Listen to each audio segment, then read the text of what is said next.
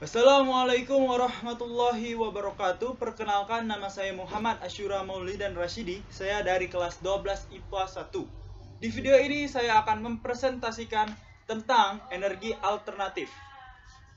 Sebelum kita memulai materi, kita perlu mengetahui apa sih energi alternatif itu. Baiklah, pengertian dari energi alternatif adalah energi alternatif atau yang biasa kita sebut energi terbarukan adalah energi pengganti dari bahan bakar fosil. Perlu kita ketahui, apa itu bahan bakar fosil?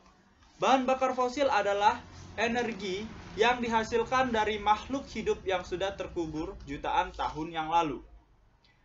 Namun, bahan bakar fosil ini bersifat tidak abadi atau tidak dapat diperbarui.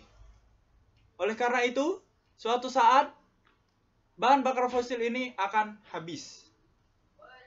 Oleh karena inilah, kita membutuhkan energi alternatif ataupun energi yang lain agar bahan bakar fosil ini tidak mengalami kehabisan.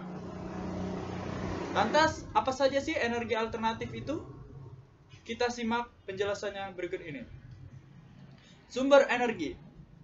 Sebelum kita memasuki yang namanya materi tentang energi alternatif, kita perlu ketahui apa saja sumber energi yang ada di bumi ini. Sumber energi ini dibagi menjadi dua berdasarkan. Yang pertama berdasarkan sumber alaminya, dan yang kedua adalah berdasarkan keberadaannya. Yang pertama berdasarkan sumber alaminya sendiri, yaitu ada dua macam, yaitu sumber energi primer. Sumber energi primer merupakan sumber energi yang terdapat langsung di alam dan dapat dijumpai. Contohnya, cahaya matahari, kayu, batu bara, air, dan lain-lain. Sedangkan yang kedua adalah sumber energi sekunder. Sumber energi sekunder merupakan energi yang dapat dihasilkan dari energi primer. Contohnya adalah gas dan listrik. Kemudian selanjutnya berdasarkan ketersediaannya, yakni pertama, sumber energi tak terbarukan, yakni adalah sumber energi yang tidak dapat diperbarui.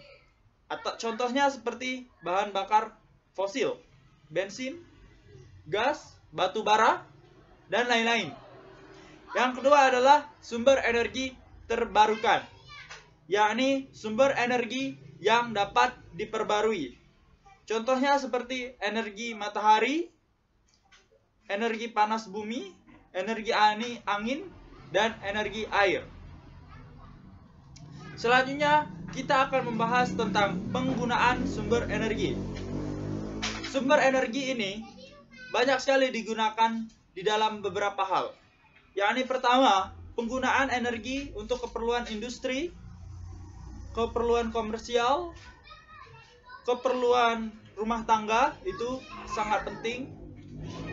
Penggunaan energi untuk transportasi. Kemudian kita akan membahas sedikit lebih detail dari energi fosil. Energi yang seperti saya jelaskan tadi, energi fosil itu adalah energi yang berasal dari makhluk hidup yang telah terkubur jutaan tahun yang lalu. Namun, apa saja sih energi fosil itu? Yang pertama, minyak bumi. Minyak bumi ini dihasilkan dari hewan-hewan atau makhluk hidup seperti baik itu manusia, tumbuhan, hewan yang sudah terkubur jutaan tahun lamanya di dalam tanah. Yang kedua adalah batu bara.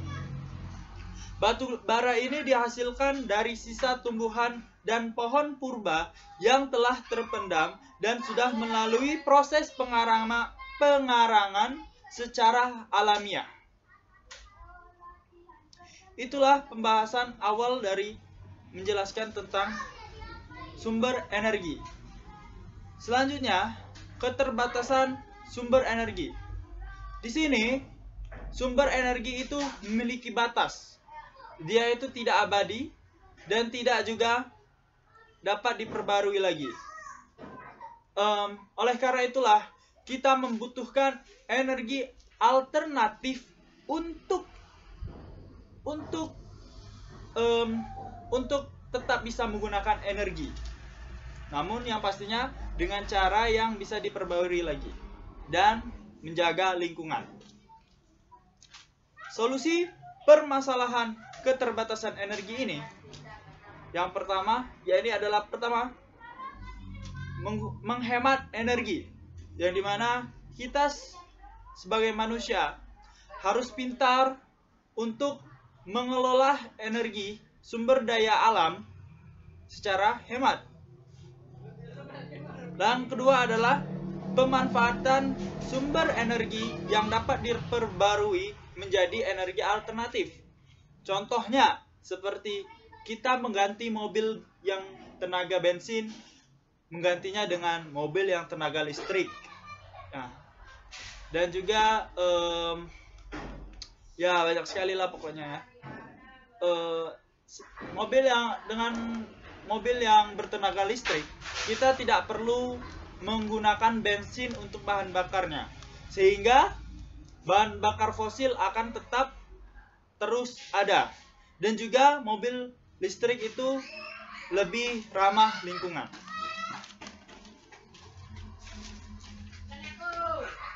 Dan juga kedua contohnya adalah panel surya untuk membangkitkan listrik. Ya, jadi kesimpulannya kita manusia ini tidak dapat lepas dari yang namanya sumber daya alam.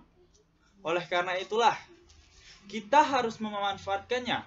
Dan karena sumber alam itu tidak dapat abadi, bisa saja habis, karena kita tidak tahu kapan manusia ini selalu mengambil apa yang ada di alam dan merusaknya. Oleh karena itulah kita membutuhkan energi alternatif untuk menjadi energi utama dalam kehidupan sehari-hari kita. Ya, contohnya menjadikan energi yang dapat diperbarui menjadi energi kita sehari-hari, pengganti dari energi yang berbahan dasar fosil. Baiklah, itu saja. Semoga mudah dipahami. Terima kasih. Wabillahi taufik wal hidayah. Wassalamualaikum warahmatullahi wabarakatuh.